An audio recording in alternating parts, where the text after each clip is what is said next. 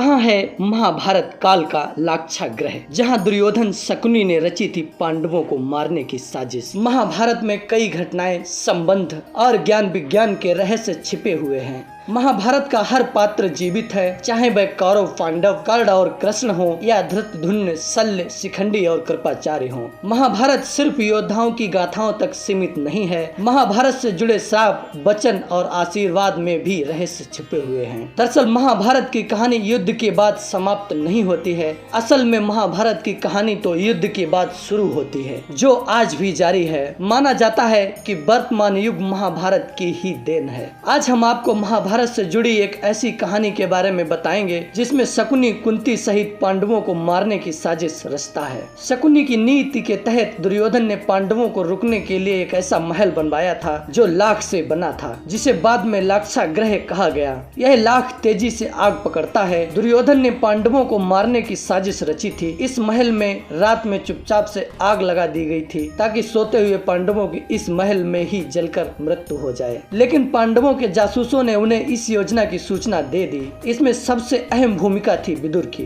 विदुर की ही मदद से महल के नीचे एक सुरंग खुदवा दी गई थी और पांडव रात को ही उस गुप्त सुरंग से बच निकले थे। यह सुरंग आज भी है, जो बागपत जिले की बड़ौद तहसील में बरनावा गांव में है। हिंडन नदी के किनारे पर यह सुरंग आज भी मौजूद है। लाख से बने महल के अवशेष आज भी बरनावा में पाए जाते हैं, जिसे बरनावा या वर्णावत भी कहा जाता है। मेरठ से 35 और सरधना से 17 किलोमीटर दूर बागपत जिले में स्थित है। एक तहसील का नाम बरनावत है। यहाँ महाभारत कालीन लाक्षागृह चिन्हित है। इसके अवशेष आज भी यहाँ एक टीले के रूप में मौजूद हैं। लाक्षागृह से निकलने पर भटकते हुए पांडव वर्तमान नागालैंड में पहुँच गए थे। वहाँ पर राक्षसी हिडिंबा संग भीम का विवाह हुआ था। तत्पश्चात उनका घटोत्कच नामक पुत्र हुआ, जो कि भीम के समान ही बलशाली था। भीम अपने पुत्र के साथ जिन गोटियों से शतरंज खेला करते थे, वह आज भी नागालैंड के दीमापुर में देखी जा सकती है। पांडवों को पहले से पता था मामा शकुनी की साजिश के बारे में। जब पांचों पांडव मां कुंती के साथ वारणावत पहुंचे हैं, तो पुरोचन उनका स्वागत कर अपने हाथों द्वारा बनाया गया भवन दिखाता है। कुंती आने वाले खतरे से अनजान थी, लेकिन पांचों पांडवों को ये ज्ञात हो गया है कि इस भवन में आग जरूर लगेगी। इसलिए विदुर की सलाह पर युधिष्ठिर ने आग से बचने के लिए बिल खोदने का फैसला लिया। लेकिन इस बात की किसी को भनक न लगे,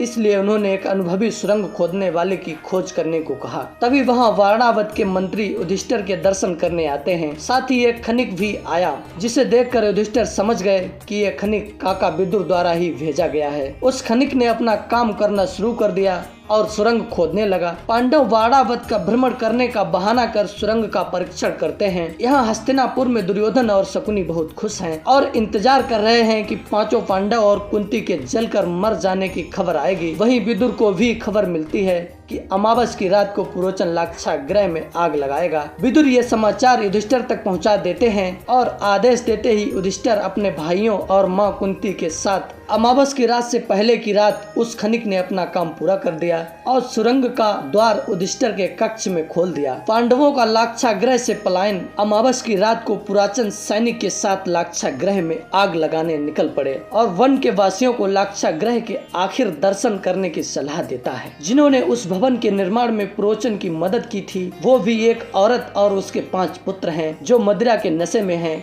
उधर कर्ण बार बार दुर्योधन को लाक्षागृह में होने वाली दुर्घटना को रोकने के लिए कहता है, लेकिन दुर्योधन नहीं समझता। इधर पुरोचन भी उन वासियों को लाक्षागृह बुलाकर मदिरा में मिलावट कर उन्हें पिलाता है, क्योंकि वो ये चाहता है कि लाक्षागृह में पांचों पांडव और कुंती के साथ वो भी जलकर भस्म हो जाएं, ताकि कोई सुराग ना रहे। उधर समय को नष्ट किए बिना भीम पुरोचन के आग लगाने से पहले ही मां कुंती, सहदेव, नकुल, अर्जुन और युधिष्ठिर को सुरंग में भेजकर अपने हाथों से लाक्षागृह में आग लगा देता है और खुद भी उस सुरंग से बाहर निकल जाता है। लाक्षागृह को आग की लपटों में देखकर वारणावत के सभी लोग वहां आ जाते हैं और लाक्षागृह के जलने की खबर शकुनी को मिलती है, तो वो बहुत खुश हो जाता है। लेकिन वो इस बात से अनजान है कि पांचों पांडव और कुंती उस सुरंग से बाहर वन की ओर निकल गए हैं। शकुनी पांडवों और कुंती की मृत्यु का खबर दुर्योधन को देता है। साथ ही दुर्योधन को हस्तिनापुर के सिंहासन पर बैठाकर खुश होता है। फिर शकुनी यही समाचार लेकर धृतराष्ट्र के पास जाता है है, जिसे सुनकर धृतराष्ट्र और गांधारी दोनों के पैरों तले जमीन खिसक जाती है। धृतराष्ट्र को यही लगता है कि पांचों पांडवों को मारने का षड्यंत्र शकुनी ने रचा है और क्रोधित होकर वो शकुनी को वहां से जाने का आदेश देते हैं।